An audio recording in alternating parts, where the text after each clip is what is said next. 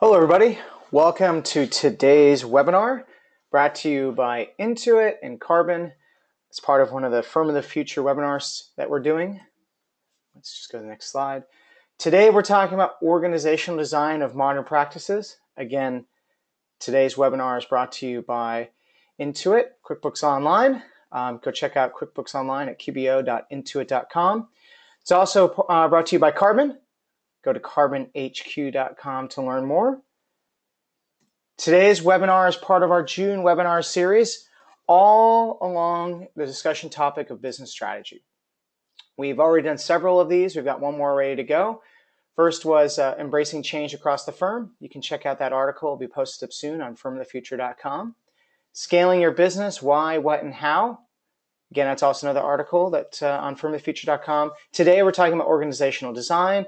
And then on June 30th, find and focus on your niche. If you want to check out Karbon-related events, go to karbonhq.com/events. And to be able to see what I've listed here before as articles in the webinars, go to firmofthefuture.com. A few things before we get started, a few tips and tricks, get you going.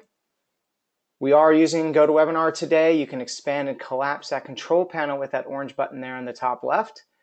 You can close any apps that might slow your connection. This might be Skype or other instant messaging or so forth, because then it'll sound jarbled. And I'll try to take questions as we go today. It's a shorter session today, hopefully probably be around a half hour or so. And so go ahead and ask questions as we go, and I'll try to address them as we go through today's topic. Who am I? My name is Ian Vason. I'm the co-founder and also vice president of product marketing here at Karbon. I've been here with Karbon for well over a year now. Before that, I've worked at places like Intuit, where I used to lead the QuickBooks Pro Advisor program, worked across many different products of QuickBooks. So I was there for almost a decade, been in the industry for well over 15 years, been in tech, in the tech industry for well over 25. My email is there, ian@karbonhq.com. Feel free to reach out to me after the webinar. Got any questions, concerns, thoughts, and so forth, and I'll be happy to answer them. Now today we're not going to be giving a demo on Karbon. If you want to check out Karbon, which is task management for accountants, go to karbonhq.com. Go to karbonhq.com/events. We give demos every Tuesday and Thursday. Karbon's the place for you to manage all of your work, bring all of your inboxes for your team together so you can know what client communications and how projects are changing. All of that flows into projects, which are then managed by checklists so you can have your processes set in order.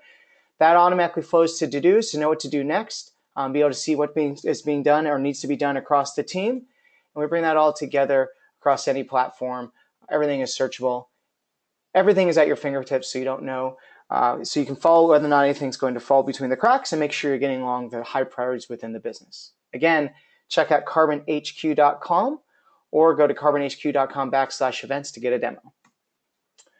What are we talking about today? Today we're going to go a little more theoretical than what we may have done in the past. And we're specifically going to look at what we've seen over a lot of the research that Karbon's done, as well as what I've seen while I've been out on the road for the last year, meeting with well over 600 firms. A little bit of what we see in terms of their structure and ultimately what changes over time.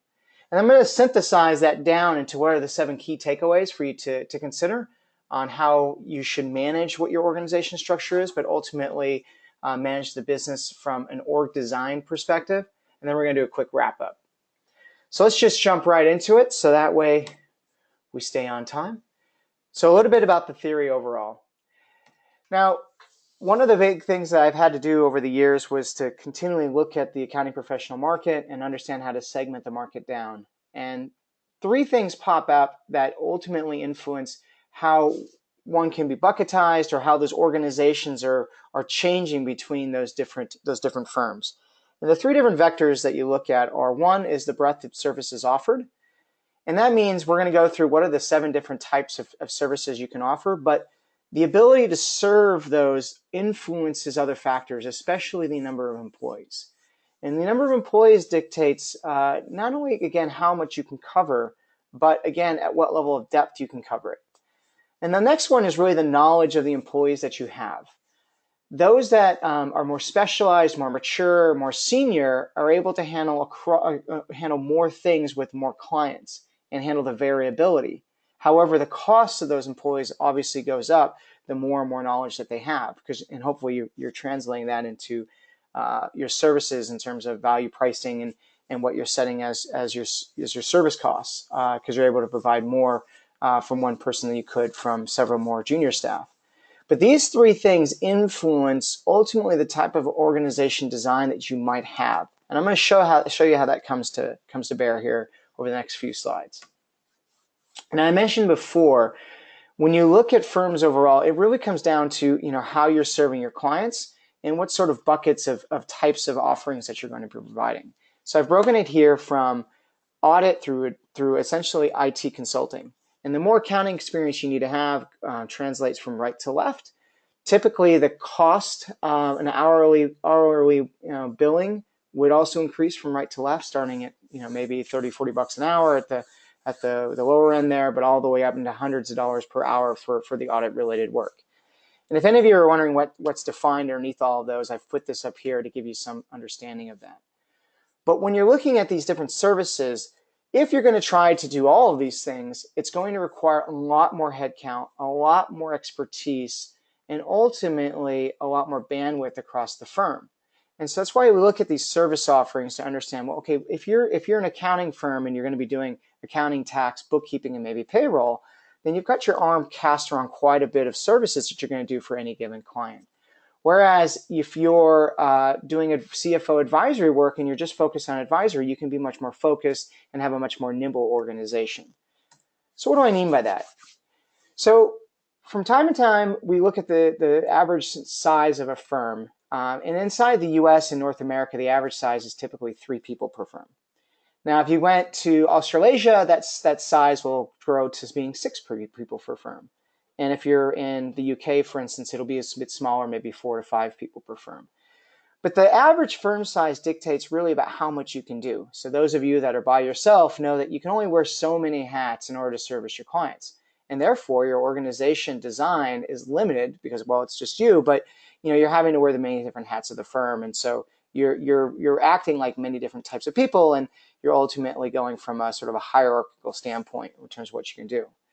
Now, the firm size then drives a bit of the first category. So there's 2 different groups. There's generalists and there's specialists out there. And you'll know who you are. If you're a specialist, you're getting an over majority of your revenue based on one of these different service types. You might be a fully focused audit firm. You might be a tax-only accountancy. You might just be doing advisory, or you might just be doing, might be a payroll company, or you just might be a consultant doing setup and training and the like. And when there's an over majority of your revenue focused on that, what we typically see is that the firms are more specialized, so they have more senior staff. They're smaller in size, typically less than 12 people. And the people that are managing each client are managing them holistically, meaning that when I'm working with client XYZ, Joe on the team is focused wholly on offering or being able to satisfy that. And so specialists are generally more focused. And we're going to see, I'm going to talk about that again. These are what we call verticalized firms. And we'll see how that plays out in terms of the structure. Now, if we go and we look at the more generalists, this is where we're hitting our accounting firms, and we're also hitting our outsourced bookkeepers. Now, what's happening here is the larger the firms are in size, so if you are a boutique firm and have 6 to 20 employees, the more services you can offer. And so for an accounting firm, it starts from understanding that you can solve accounting jobs, and then generally you're offering tax. Then you might branch out to offer payroll and bookkeeping. But the more and more of those services you offer, the larger and larger your firm has to become. And the more horizontal the firm comes. And I'll show you what I mean by horizontal. And therefore, it's going to have more of a hierarchical structure with a classic partner, manager, and then doer sort of structure. And that's what's going to create these departmentalizations within a firm. The same thing applies with outsourced bookkeeping. On the simple side of things, you might just be focused on bookkeeping, but most likely it's bookkeeping and payroll. But then as the firm grows, and we've actually seen the emergence of these franchise firms now, then it branches out and does advisory work and then possibly accounting. And so it has the same sort of component that's at play here. The larger the firm is in terms of headcount, the more services it can offer, the more it can do for an individual client, and therefore the more it starts to transition from a verticalized firm into a horizontal firm. So what do I mean by that overall? So let's take a look. Now, it's interesting when you look at firms, and you look at, and this doesn't apply just to accounting professional firms, this also applies to small businesses overall. There's generally a factor of 1 to 6. When you're managing more than 6 people, it becomes very difficult ultimately to get things done, but also to manage the employees themselves. You have so many one-on-one meetings, you have so many things to track, and generally what happens is when that 6 to 8 person threshold for one person on an oversight responsibility exists, the group starts to break down into having more manager and doer relationships. So you start to get this spread of a hierarchy that assumes. So while we always, as a lot of people will talk about having flat organizations and everyone reporting into one person, it becomes a bit unfeasible or unmanageable once you cross that sort of mythical 6 to 8 person barrier.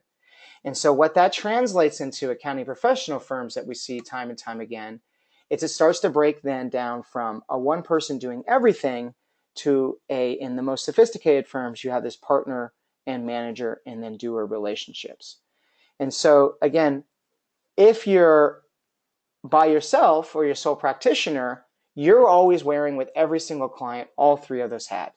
You run the business overall, making sure that the business is growing, understanding profitability, understanding both the sales and marketing, all the other different functions of the business. But you're also having to manage the firm and manage the work. And so you're doing that from client to client, but then you're actually doing the work, which means you might be doing the accounting, the bookkeeping, the payroll, whatever it might be in order to service that client. Now, for firms that are getting larger in size, again, these are more of those those accounting and bookkeeping firms that have gotten up into that sort of boutique or mid-sized level. Now, what's happening is you're getting partners that are on top that generally at a 6 to 1 ratio with managers underneath and then possibly departments underneath that, which are the doers overall. And that's what's generally translating into this organization design that features on one side what we call verticalized firms and on the other side horizontal firms. Now, vertical firms, to get a little bit more detail on that, and again, those who are more specialized are going to be typically more in that verticalized firm, and those that are more generic or generalists are going to be in that horizontal side. And there's pluses and minuses for both, and we're going to talk through that, and that's going to lead to our 7 key discussions here in a second. In a vertical firm, what you have is a pool of resources, a pool of specialists, and each one of those people can wholly own a client on their own. They may not have to, depending on the size of the firm. There may be work that's passed in between, but there's generally one person that owns the client. They might be doing tax and accounting, advisory work. They have the chops to be able to do everything the client's going to need to do. And that pool of resources is distributed based upon the clients that come in through the door. And we're going to talk about some implications on that in terms of production planning, for instance. On a horizontal firm, it starts to look like more of an assembly line or a manufacturing sort of facility, where you now have departments that are wholly focused on one of those client service stacks, or in terms of some sort of niche focus that the business might have. And so you then are bringing in more junior people to do the lowest level of the work here on the doing side, whether it be accounting, whether it be payroll, taxes, the examples I've given. And as the organization gets bigger and bigger, then there becomes this management layer that sits in between, and then the partner is then overseeing the clients holistically, but those clients are then being served by multiple different departments to get the work out of the door. And so as we see firms growing, they're moving from a more verticalized approach initially, and then typically when they hit a size of in the teens, they generally find themselves having to break that apart. And it becomes more of a hybrid approach where it then ultimately on the larger side will have to form into this sort of horizontal departmentalization. And that's really because you're looking for, on the left-hand side, you have more specialization and you're able to capture more revenue by offering those specialized services from really senior staff members. Or when you go in the horizontal, it becomes more of an economies of scale approach. And it's simplifying the work and then handing it off between, what might be cheaper resources that you might have that are able to do those certain jobs at high velocity and high volume, therefore creating this sort of horizontal approach. And so understanding where you are within that helps you determine, well, how am I going to price things? How much work can I take into the pipeline? And ultimately, if I want to grow, how do I want to grow there? Because there are inherent barriers by having a verticalized firm, because it's really hard to get specialized and senior headcount. It becomes more and more difficult to manage over time from a flat organization structure. While when you're moving to a horizontal firm, you need to be cognizant of how do I lower my costs of my headcount overall? How do I ensure that it's all being done and the work's being done appropriately and at quality, which is why that management layer comes in, and that it's all being steered from a collective standpoint from the partners that sit at the top. And so, again, bit theoretical, but it helps understand sort of the complexities you might be facing as you're changing your business over time, as it's growing, and some of the different factors that you have to be aware of, and why you're feeling tension possibly, or some adversity within the firm based on your old way and where you may be headed. So that is a bit of the theoretical discussion and how that has implications when thinking through where you're going to grow your firm and how you're going to grow it. All right, so let's go to 7 things to consider.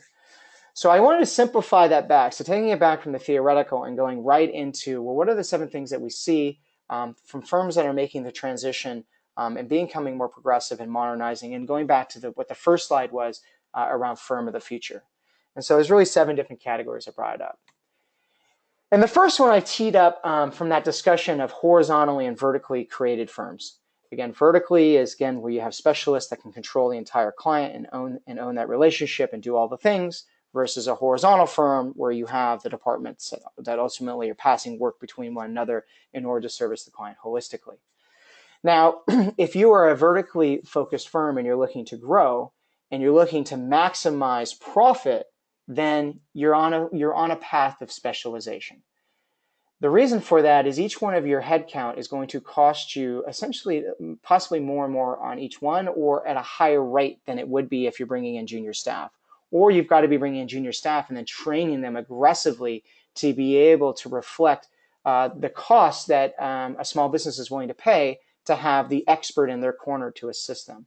And that expert not only has to be an expert in possibly whatever the services they're providing, but they have to have the ability to be able to span across all the services to be able to be not only the account manager, but the accountant, the bookkeeper, and whatnot, all those different roles, or the advisor for that particular business.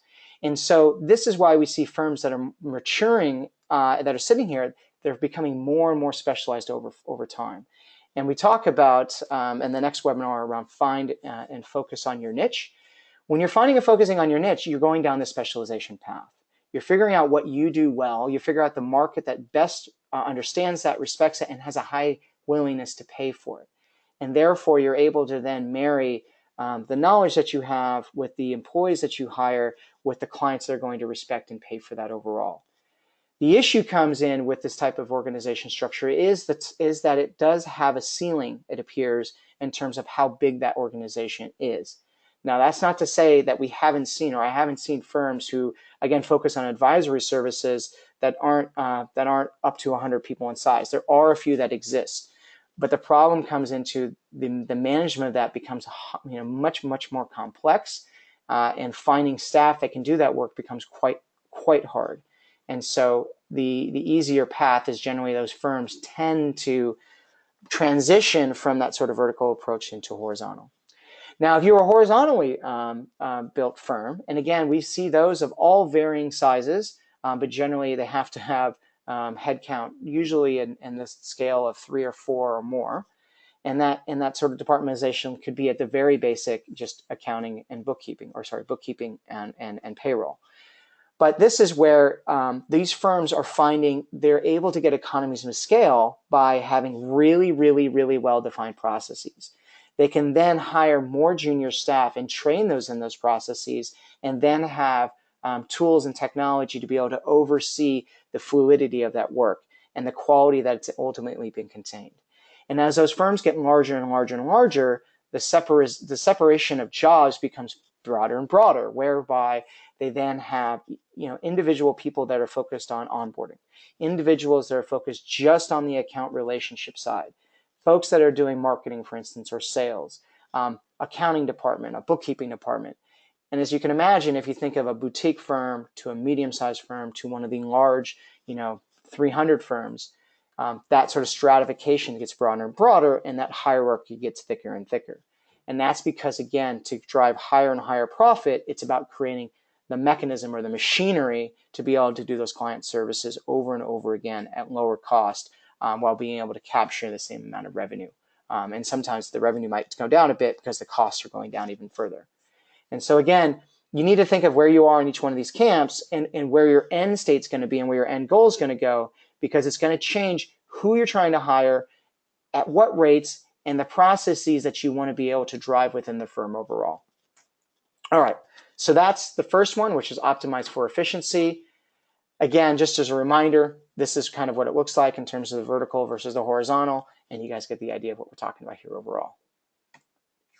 Now, the second one I want to bring up here that we see time and time again that people are struggling with is they're not focusing on running their practice like a business. It's interesting because a lot of you out there will provide fantastic advice for your small businesses, helping them operate their firm at the highest levels that they can, but not taking a step back to think about your own business and running it like a small business. Because indeed, your accounting practice is a business. And this goes back to understanding that you got to have dedicated resources for key functions. And again, even if you're a verticalized firm, what you might do in a vertical perspective in terms of serving your clients doesn't mean that you underserve your business. Now, for those of you that are sole practitioners, this means you're not necessarily dedicating resources, but you're dedicating time. For those of you that are bigger in size, then you might be dedicating actual resources to do this. And a firm really can operate on what we call 6 different pillars in order to be a small business that's functioning well. And I'll throw in a 7th here, which is because I'm going to replace the 6 with a 7. But one is you've got to have the strategy, you've got to have sales and marketing, you've got to have operations, you've got to have a finance function, an HR function, and then what I call either research and development, which is a standard sort of product-based firm, or in our case, service delivery. Which is what we do with our clients and providing those services overall. Now, we focus highly and primarily on just the service delivery, which goes back to those client services, the 7 that I talked about before. And then ultimately the relationship or the operations side of that with the clients overall. Operations typically doesn't get a role until we see firms that are really going towards that sort of high single digits or teens, where someone's managing the operations at a holistic level. It's generally just owned by the owner of the firm. But if you look at the other bits, the strategy, the sales and marketing, and even the HR functions, those are generally non-existent or they're outsourced completely.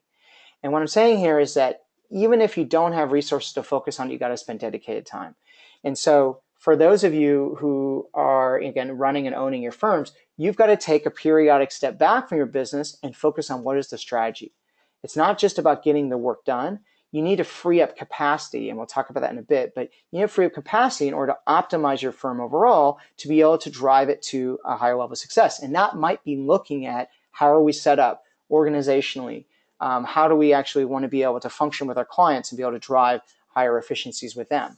And so there's this point where you should be taking once a month, at least once a quarter, where you can separate from the business and be able to think through where are we headed, how are we going to get there, and what are the things we need to do to ultimately make that happen, and putting that within the goals that you're setting. The second one, which we see time and time again do not exist and only start to really form, is really in boutique firms and above, and that's sales and marketing. And it is a service-oriented and a referral-based business, and that has to have dedicated time in order to nurture. It's not necessarily saying that you need to go out there and be doing social marketing. You should be, however, always doing referral marketing. And that sort of sales function as well is something to fine tune.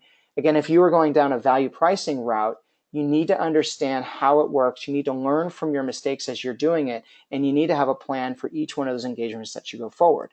And you may not be doing pure value pricing. You may be doing fixed fees, but that's fine. You need to be understanding what services should be offered in there. You should know what packages are presented to each client.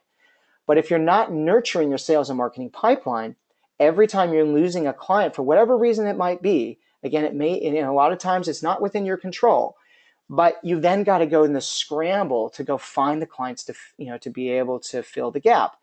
I met with a firm just 3 weeks ago, and he had a really good perspective. He's like, I'm always driving the sales side of it because I'm always trying to fill the pipeline with those that I lose, or I'm going to replace clients that I can ultimately work with new clients that are going to better work with my business, provide better profitability, and are folks that I want to do work with and do business with. And so that's how you're able to deal with the firing client scenario, as well as the ones that ultimately walk out the door. And so if you're not spending dedicated time or having a dedicated person focused on nurturing and dealing with that pipeline, you're ultimately impacting your org design because you're not able to grow the headcount that you want to grow, and you're ultimately chasing things that are wasting time than you could be spending time focusing on moving business forward. Now, other functions like operations, human resources, and so forth, those become more mature over time as the firms get bigger and bigger, and finance should be right in your core wheelhouse. So what I really want to focus there was really more on that strategy and sales marketing components. And again, for some folks, they say, well, social marketing, I want to do some of that. Go get an intern. Go get a millennial. Go talk to folks or a family member or so forth, and just get a starting point. But it doesn't necessarily mean that you have to do it. You can outsource where necessary for these key areas if it's not within your sweet spot. Okay. Next one is cross-train key roles. And we're going to talk about the hold-up problem here. And what's interesting is we see firms that are transitioning from, and they're growing quite rapidly, and they're moving from a more verticalized approach to a horizontal approach. What's happening here is there are key job functions that exist. It might be that someone has extremely deep tax knowledge, or they're the one who's servicing all the advisory service needs for all the clients across the organization. So again, a lot of times this happens in a hybrid organization where they're not having a pool of specialists, but they have some pool of specialists that can do everything, but then they have some more junior staff that can only do certain things within the organization. And they haven't matured yet to being a fully horizontal firm where they're actually having departments and they're having redundancy within the organizations and the staff.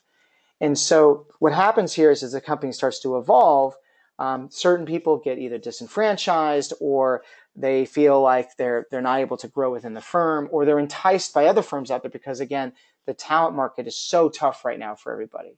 And so what happens is if they leave, an entire department, an entire service offering can be pulled out from the organization overall. That's what the holdup is now this employee is holding up the organization because you can't service the clients that you have currently in the mix, because the key asset or the key resource is no longer going to be there in order to get that done. And now you're scrambling to try to find a replacement for this person. You as the owner have to jump into that work in order to supplement it until that you can actually get a reprieve. And so the way to deal with this, again, as you're starting to grow and have more headcount, is you've got to cross-train diligently across the different people in the organization. This also helps you in terms of being able to form departments as you move forward as the organization grows. It also is a fantastic motivation tool and a way to enrich employees overall. And millennials especially desire and want to have this cross-training to make them more valuable, to make them more needed, and to be able to have more of a footing when dealing with clients overall. And so again, pairing up your employees to be able to understand, how to do things outside of their skill set or outside of their comfort zone is a protection method for you to ensure that you're not in a situation where you have a single point of failure in the firm, but it's also a motivation tool for you to be able to help grow your staff and grow their capabilities, and ultimately be able to charge more to your clients for the fact that they've got more, more senior staff and more experts available for you to use at your disposal. And so you need to be very thoughtful and look at your organization and map it out and understand, where do I have single points of failure? Where am I having the largest amount of risk overall, where if somebody walks out the door, I'm in a lot of trouble? And you either need to take one of two things. You either need to cross-train that, or you need to duplicate those resources. Go find somebody that can also do that as well. It'll lighten the load on the person that's doing it already, but it protects you against the factor of somebody leaving. I can't tell you how many countless firms, especially boutique firms, those firms in the 10 to 25 size frame, that really found out about this or dealt with this after the fact and really struggled with it, and it really slowed their growth down. And so it's something you need to be thoughtful and proactive on, because once this becomes an issue, it's too late, and you're going to find yourself in months and months of turmoil and just sheer pain as you're trying to keep the person from leaving or finding a replacement as quickly as possible.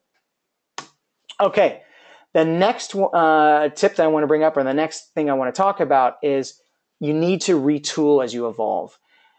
Again, it's all about practice growth, and growth can have different lenses, whether it be higher profitability per client, whether you're growing more clients overall, or again, you're trying to free up time with higher efficiency.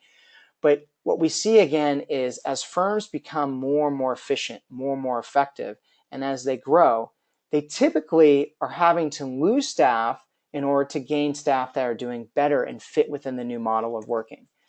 And some of you might have seen this chart that I've given before, but typically when someone modernizes, they go down these particular phases. And I don't really want to go into this because it's something we talk about really in the scaling of the firm discussion. But what happens is that as you're evolving the firm, you may be bringing in new processes, you may be bringing in new technology, and it changes the way the firm operates overall. That change is quite disruptive. And for those of you that have older firms, 6 years plus, and have had employees that have been with you on day one and have come with you along the path, change is tough. And unfortunately, change doesn't work well with everybody. Certain people like to work a certain way, have a certain comfort with certain technology, and they're just not up for where the firm's going to be tomorrow. And that has an unfortunate consequence. And that's where we see the fact that while people like it or not, they undergo this transition of where 10 to 25% of that staff ultimately isn't able to make the journey going forward in that modernization of the firm. And that modernization may also include an organization redesign. And so at that point, you need to be diligent and thoughtful of who on staff is going to be able to make the journey even before you've actually made the changes. This goes back to change management, why we talk about in business strategy. And having a plan about how am I going to possibly retool and what sort of employees am I going to need in order for me to be able to have the design that I need in the future or the firm of the future that I want to have, going back to firm of the future. And so even for the firms that believe they can ultimately bring everyone along, they're going to find that there is some tension and some people, again, just aren't going to make the journey. And while it's unfortunate, what happens is it allows them an opportunity to find folks that are more productive, more efficient, have a change mindset that's positive, and ultimately can further enhance the process efficiencies that they're trying to drive, and ultimately get that firm to continue to redefine itself and become better and better as it moves forward over time.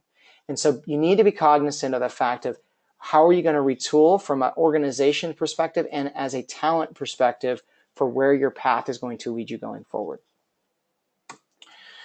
Okay, the next piece that we want to talk about is that your structure is going to impact your production planning and your capacity planning as you go forward. The more and more your firm becomes a machine, for instance, the more and more it becomes horizontal and has departments and has set processes and functions in more of a rhythm and a set behavior and a set pattern, the more and more it's able to be doing more of a push production planning versus a pull production planning. And generally, the push production planning is more applicable for the capacity planning side, where most firms are going to be always doing a pull production planning and processing because we're in a service-based business. But pull production planning is, as I'll show you a screenshot, is more of a Kanban style. It's understanding, well, how many projects can we entertain within the system, and we're going to pull those projects through. As soon as one is done, we can take on another. There's only so much bandwidth that every person has. There's only so many clients each person can absorb and manage. And when you're in a verticalized firm where everyone's doing everything, it becomes much easier to understand that Joe on staff can only handle 5 projects because each project is more similar. Each one has its own amount of time it needs to be spent on each week, and therefore you can understand your capacity relatively discreetly by knowing that Jim can handle 5, Mary can handle 4, John can handle 10, and so forth, and therefore you can use a Kanban card style system to be able to manage the production of the work and what needs to get done. In a larger firm, we talk about medium and large size firms, you're now in a push production planning, wherein by work is going to transition from accounting to bookkeeping to payroll, and it's going to bounce between departments. And each one of those departments has its own set of resources that can be able to do the work. And so you then have to map out the work, map out the flow, and then marry the capacity of each department across what can be done there. I do a much longer talk on production planning, which I think, again, if you're interested in that, you can go check out the Karbon website and learn more, or you can email me at ian@karbonhq.com. But again, it's that structure that you have is going to impact which way you're going to be doing capacity planning and how complex your production planning is going to be. For the basics and for all firms out there, a Kanban style will work. And this is an example of what we use in Karbon to do that. But again, you're able to then monitor work as it goes through the different phases within the organization. A lot of tax firms are doing things like this in terms of having the stages and the fluidity of the work. And then you're able to manage cards and ultimately how work is transitioning through each step and seeing the progress as it moves forward. And so it's definitely one of the things to take into consideration at a baseline for vertical, and then you're going to have a situation of production planning that's a little bit more broader in nature and scope when you're talking about more horizontally post firms. Now, one of the things I want to bring up that really impacts the firm overall from just an HR perspective, and it gets exacerbated and gets, for firms that are growing and have a large number of folks on staff, the incentive structures have to change from each particular role. And again, it's not necessarily thought of in smaller firms overall, but does have an impact. And so whether you like it or not, whatever you're doing to pay people, it's dictating the behavior that they're going to have. And so a lot of firms that we talk to get really frustrated on why in a vertically focused firm where one person's managing the client and doing everything for that client, how come they're not cross-selling? How come they're not upselling? How come they're not maximizing the value of that client so the firm can continue to grow? And the reason for that, you have to look at how somebody is being paid. What are they being set up to do and what are they being asked?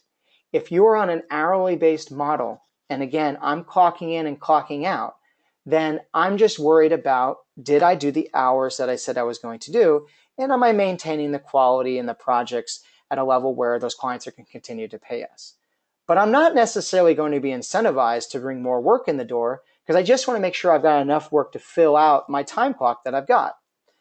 When you're in a value pricing model, and again, you don't have a change of incentives, so you're value pricing to customers, but you're doing hourly billing inside to your employees, they're not incentivized again to further push that value pricing across to the client. They're just trying to fill the hours that they have. And so those firms that are changing the incentive structure, they could possibly be giving a kickback on a singular bonus on whether they upsold or they sold a new client, so they get more compensation for that. It ultimately, they're not seeing that behavior. But when they are doing that, and you got to be thoughtful about how to do that. Some people will do residuals on moving somebody up to advisory services when they're only doing bookkeeping. So maybe a percentage points or 5 percentage points on the revenue that's going on ongoing. Other people do a one-time kickback or bonus on that. Others give recognition, and just we'll talk about the recognitions here in a second. But again, how you're paying somebody and how you're aligning that to how you're working with your clients has a significant impact on the end results for how your business is going to grow and how you're able to interface with those clients in new and interesting ways. So be very cognizant of that. We see the firms that are able to springboard from smaller to boutique, but even go beyond that.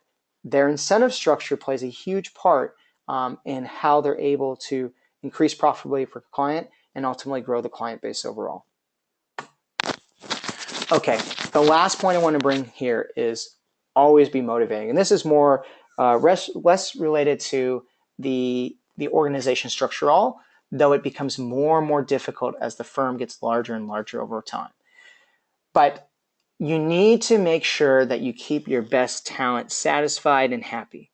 And the first instinct on this is, well, I'll just pay them more. And that's not necessarily what needs to be done. What I see time and time again, and I'll bring this up here, is if you actually were to go and meet with the staff on a regular basis and express your thanks for a job well done and provide coaching, mentorship, cross-training, and so forth, that can go leaps and bounds, instead of just giving somebody a gift card or a one-time spot bonus. And again, we talked a little bit about incentives already, but you need to be, again, it is a very, very difficult and dynamic market on talent these days. It's the number one barrier that people are facing, hands above everything else.